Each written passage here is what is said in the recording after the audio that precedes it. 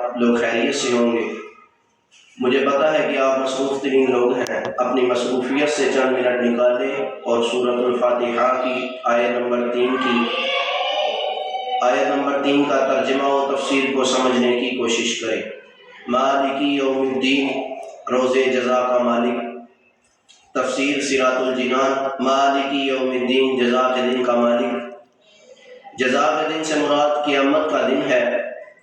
اس دن نیک اعمال کرنے والے مسلمانوں کو ثواب ملے گا، جزا ملے گی، اور گناہ گاروں اور کافروں کو عذاب ہوگا۔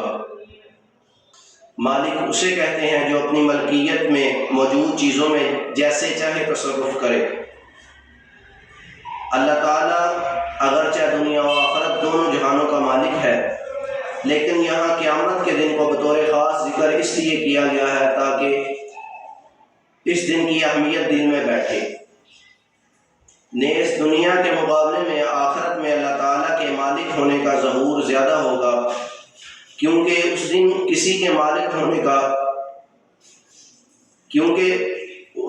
کسی کے پاس ظاہری سلطنت بھی نہ ہوگی جو اللہ تعالیٰ نے دنیا میں لوگوں کو عطا فرمائی تھی۔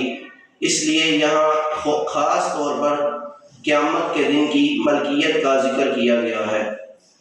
اگر آپ کو ویڈیو اچھی لگی ہو تو لائک کریں، کمنٹ کریں، چینل کو سبسکرائب کریں۔ شکریہ۔ السلام علیکم ورحمۃ اللہ۔